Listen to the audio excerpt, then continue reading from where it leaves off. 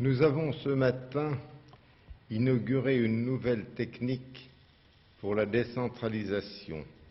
Dès hier soir, j'avais demandé une audience à M. Alain Peyrefitte, ministre de l'Éducation nationale, audience à laquelle j'aurais souhaité que deux doyens de l'Université de Strasbourg puissent participer.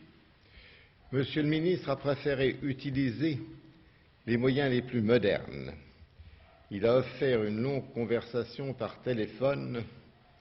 Grâce aux techniques de l'ORTF, les doyens des 7 facultés ont pu participer à cette conversation téléphonique comme si nous étions trouvés dans le cabinet du ministre.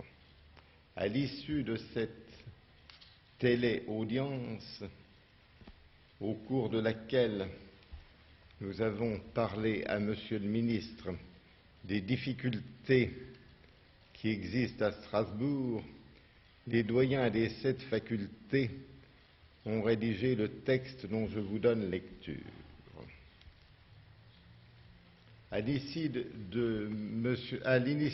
de Monsieur le recteur, président du conseil de l'université, un entretien téléphonique collectif a eu lieu le 14 mai de 10h15 à 10h45, entre d'une part Monsieur le ministre de l'Éducation nationale et d'autre part le président du conseil de l'université et les doyens des 7 facultés.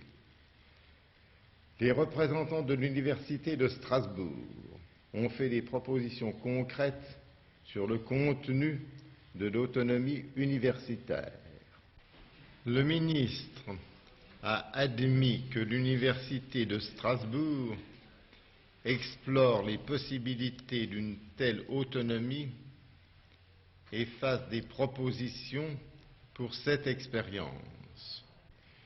Le conseil de l'université, auquel seront appelés à participer des délégués des étudiants, se réunira dans les 48 heures pour définir les modalités de l'expérience. J'ai beaucoup d'espoir dans les jours prochains. Justement, Monsieur le recteur, il y a une chose qui ne me paraît pas très claire dans ce texte. C'est que vous dites que seront invités à participer à cette réunion du conseil de l'université les délégués élus des étudiants. Qui considérez-vous comme les délégués? Vous remarquerez que le mot « élu » était dans le texte écrit, mais que je n'ai pas prononcé le mot. Je pense qu'actuellement, il ne faut pas trop se préoccuper des formes, mais qu'il faut engager le maximum de dialogue. Le conseil de l'université a toujours eu le droit d'entendre qui il veut.